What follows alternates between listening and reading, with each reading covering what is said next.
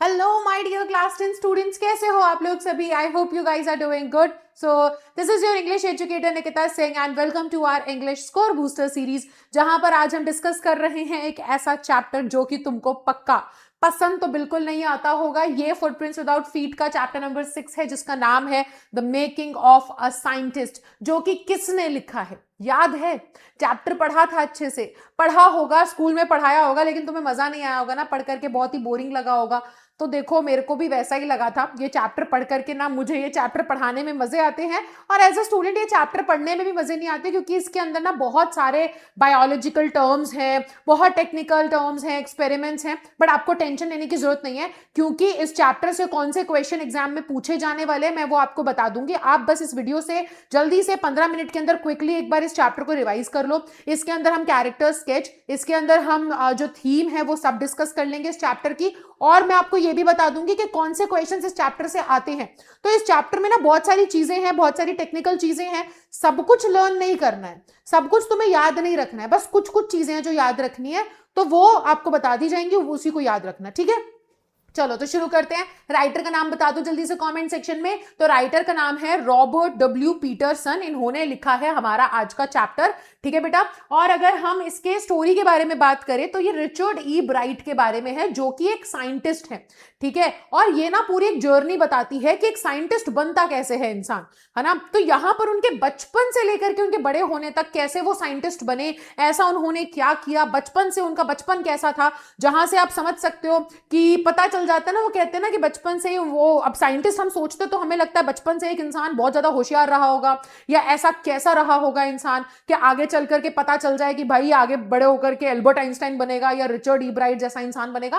तो ये बेसिकली एक जर्नी बता रहे हैं, ठीक है, यहाँ पे इस चैप्टर में। तो ये चैप्टर शुरू कहां से होता है बेटा, ये चैप्टर यहां से शुरू होता है कि रिचर्ड ई ब्राइट का जन्म हुआ था रीडिंग पेंसिल्वेनिया में, एक जगह का नाम है ये, ठीक है। और ये अपने मम्मी पापा के इकलौते बच्चे थे। इनके पापा की डेथ होने के बाद इनकी जो मम्मी है, इनकी मम्मी की आंखों का तारा एकदम पूरी जिंदगी उनकी मम्मी की अपने बच्चे के इर्द गिर्द ही घूमती थी। अब यहां पे हमें यह पता चलता है कि रिचर्ड ई ब्राइट वैसे तो खुद से भी स्मार्ट थे, मतलब कि आप कह सकते हो उनका बहुत इंटरेस्ट था साइंस वगैरह में, उनका इंटरेस्ट था, क्यूरियस थे, बहुत ही ज्यादा डिटरमिन्ड थे, बहुत ही ज्यादा हार्ड वर्किंग भी थे। लेकिन बहुत बड़ा रोल प्ले करती है इनकी मम्मी। इनके लिए वो एनवायरनमेंट क्रिएट करती है जहां पर ये कुछ चीजों को सीख सकें, जहां पे वो जो क्यूरियोसिटी है ना, क्यूरियोसिटी का मतलब होता है इच्छुकता, कि आप इच्छुक हो कोई चीज जानने के लिए कि भाई ये ऐसा क्यों है, ऐसा कैसे है। तो इनकी मम्मी वो एनवायरनमेंट भी क्रिएट करती थी कि इनकी क्यूरियोसिटी हमेशा आगे बढ़ती रहे और इनका इंटरेस्ट ऐसी चीजों में बना रहे। तो इनकी मम्मी ना इनको बहुत सारे अलग अलग इक्विपमेंट्स लाके देती थी, माइक्रोस्कोप्स, टेलीस्कोप्स, ऐसी ट्रिप्स पे ले जाती थी जहां पर इनको पक्का कुछ सीखने को मिले। वो बहुत बार इनको फोर्स भी करती थी, फोर्स या एनकरेज करा करती थी कि तुम्हें दोस्त बनाने चाहिए, अच्छे दोस्त बनाने चाहिए, राइट। और कहीं ना जैसे इनको दिखता था इनकी मम्मी को कि ये अभी शायद खाली बैठे हैं रिचर्ड ई ब्राइट, तो वो उनको ऐसा काम दिया करती थी जिसकी वजह से या जिसकी मदद से उनका दिमाग और ग्रो कर सके, उन्हें और कुछ अच्छा नया सीखने को मिले। तो वो पूरा जो एक सपोर्टिंग एनवायरनमेंट है ना, वो बचपन में इनकी मम्मी ने इनके घर में क्रिएट किया था, जिसकी वजह से ई ब्राइट को और ज्यादा अच्छा लगता था साइंस, वो और ज्यादा साइंस में इंटरेस्ट लेते थे। अब यहाँ पे होता क्या है कि इनकी मम्मी, अब यहाँ पे रिचर्ड ई ब्राइट को बचपन से ही बेटा तितलियां पकड़ने का बहुत शौक था, ठीक है। अब इन्होंने ना अपने घर के आसपास बहुत सारी तितलियां, 25 स्पीसीज होती है इनके घर के आसपास, जितनी भी अलग अलग प्रजाति की स्पीसीज जो है, अलग अलग स्पीसीज की बटरफ्लाईज पाई जाती है, वो सारी इन्होंने इकट्ठी कर ली थी, कलेक्ट कर ली थी, ठीक है, पकड़ ली थी। तो अब होता क्या है कि अब इनको लगता है कि अब इससे ज्यादा क्या ही किया जाता है, तो इनका ना एकदम ड्रॉप करने लग जाता है इंटरेस्ट बटरफ्लाईज में। तो अब इनकी मम्मी अचानक से एक किताब इनकी जिंदगी में लेकर आती है जिसका नाम था the travels of monarch x. अब मोनार्क बटरफ्लाई, ये जो आप पीछे तितली देख रहे हो, इसको बोलते हैं, ठीक है। तो ये वाली जो बटरफ्लाई थी, ये कहां ट्रैवल करती है, कैसे ट्रैवल करती है, उसके बारे में था। अब इस बुक को देखने के बाद रिचर्ड ई ब्राइट का कहना है कि इनके लिए एक अलग ही, है ना, साइंस की दुनिया में एक अलग ही दरवाजा खुल गया था, क्यूरियोसिटी और ज्यादा बढ़ने लग गई थी। अब उस बुक के जो राइटर थे, उस बुक के पीछे ना एक डॉक्टर यूक्वार्थ का नंबर और पूरा ईमेल एड्रेस वगैरह दिया हुआ था, जहां पे उन्होंने सभी रीडर्स को बोला था कि आप सभी एक एक्सपेरिमेंट में ज्वाइन कीजिए।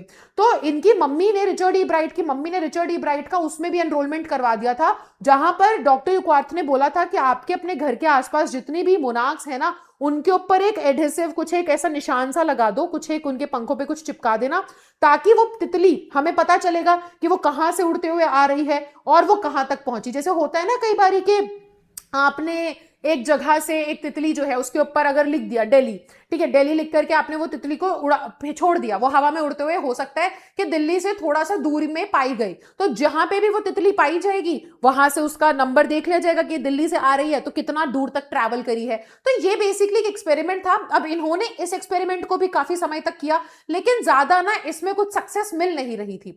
अब आगे थोड़ा सा हम फास्ट फॉरवर्ड करके देखते हैं तो इनकी लाइफ में जब ये 7th क्लास में थे तो इन्होंने एक साइंस फेयर में ना पार्टिसिपेट किया था, जहां पर ये हार गए थे, लेकिन इनको वहां से एक सीखने को बहुत बड़ी चीज मिली थी कि भाई साइंस एक्सपेरिमेंट का मतलब ये नहीं होता कि आप बस साफ सुथरा एक डिस्प्ले दिखा दो कि बस फ्रॉग, इन्होंने क्या किया था, फ्रॉग सेल्स को ना बस ऐसे डिस्प्ले पे रख के माइक्रोस्कोप के नीचे उसको शो करा था, लेकिन इन्हें बाद में समझ में आया कि कुछ नया ट्राई करना होता है। तो फिर दूसरी बार इन्होंने जब अपने साइंस फेयर में पार्टिसिपेट किया तो इस बार इन्होंने कोशिश करी ये दिखाने की जो मोनार्क बटरफ्लाईज होती है ना, ये मर जाती है बीटल्स की वजह से। बीटल्स के ऊपर एक ऐसा तो कुछ तो एक ऐसा ऑर्गेनिज्म होता है जिसकी वजह से ये मोनार्क बटरफ्लाईज मर जाती हैं। अब ये ना इस एक्सपेरिमेंट को साबित तो नहीं कर पाए कि डेफिनेटली उनके ऊपर एक ऐसा डिजीज होता है जिसकी वजह से मोनार्क मर जाती है, लेकिन हाँ क्योंकि इन्होंने ट्राई किया तो ये वहां पर भी इनको प्राइज मिला। उसके बाद ये आगे चल करके ना ये साबित करने की कोशिश करते हैं कि मोनार्क बटरफ्लाईज को वाइसरॉय बटरफ्लाई कॉपी करती है, क्योंकि वाइसरॉय बटरफ्लाई और मोनार्क बटरफ्लाई ऑलमोस्ट एक जैसी दिखती है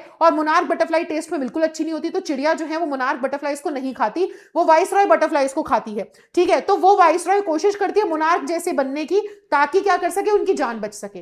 तो ये भी उन्होंने ट्राई करा था पूरा एक्सपेरिमेंट करने का। इसमें भी इनको क्या मिला था, इसमें भी ये जीतते हैं, एक्सपेरिमेंट करके दिखाते हैं साइंस फेयर में।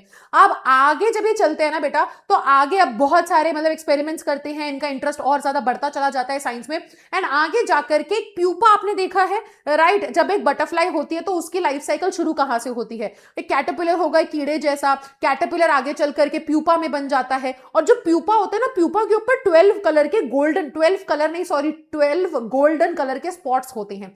तो अब सभी लोगों का ये मानना था कि वो जो गोल्डन स्पॉट्स हैं वो डेकोरेशन के लिए हैं, लेकिन हमारे रिचर्ड ई ब्राइट का ये मानना था कि ऐसा हो ही नहीं सकता कि ये सिर्फ इनका कुछ काम ना हो, इनका पक्का कुछ काम जरूर होगा, ये 12 ही क्यों है और ये गोल्डन ही क्यों है, कुछ तो काम होना चाहिए।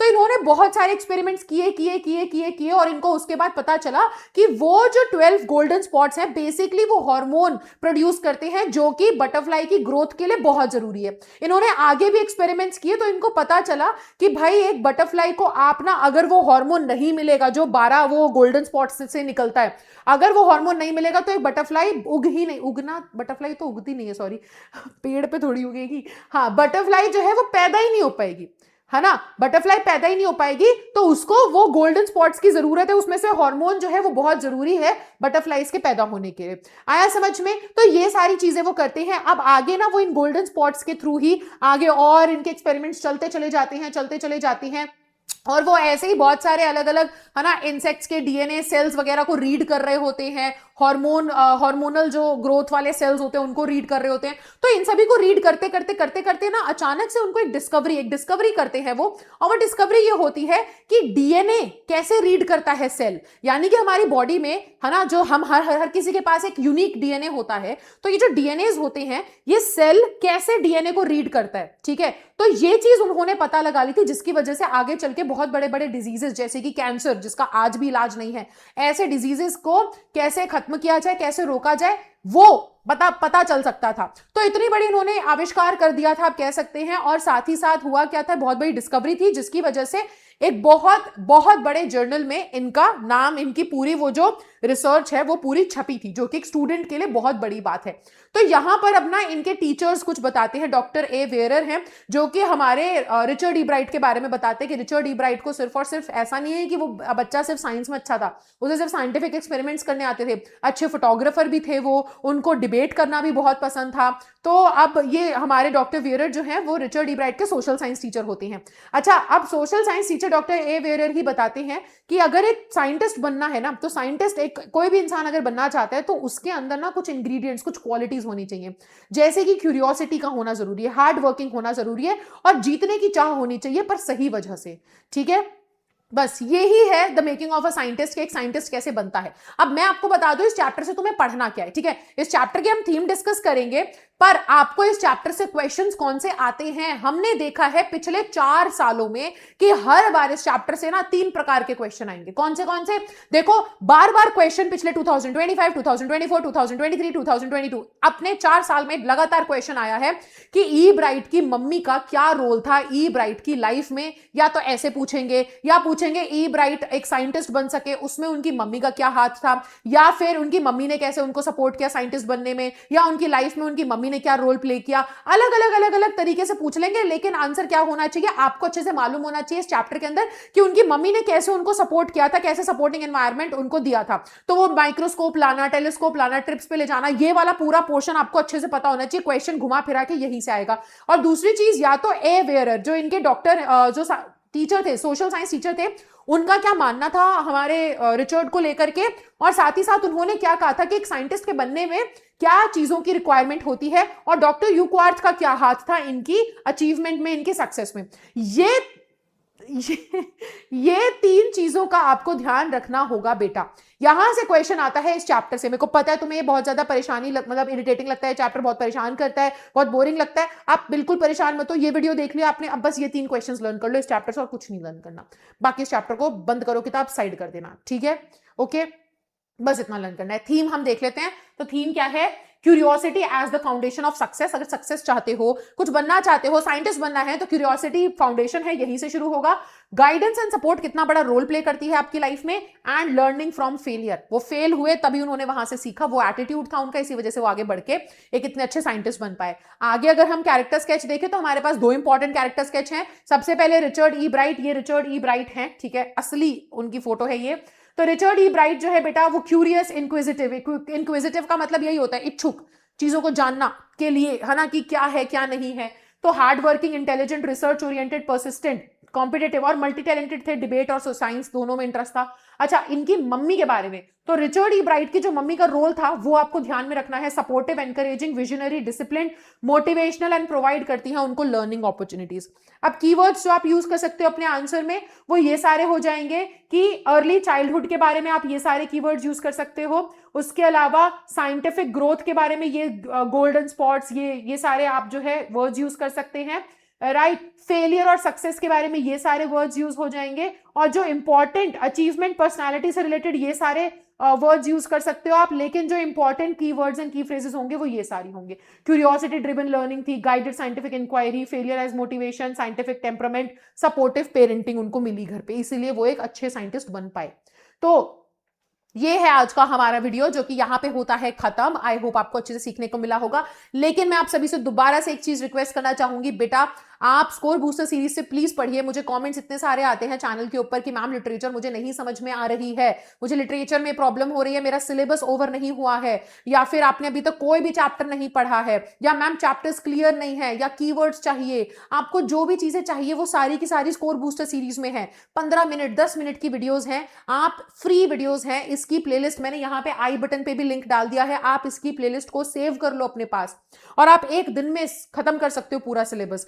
एग्जाम में ज्यादा टाइम नहीं बचा है, तो आप एग्जाम से पहले क्विक रिवीजन का करने के लिए इस सीरीज का इस्तेमाल करना, ठीक है। तो मैं आपसे मिलूंगी नेक्स्ट वीडियो में, तब तक के लिए बाय बाय बच्चों, take care and thank you so much everyone.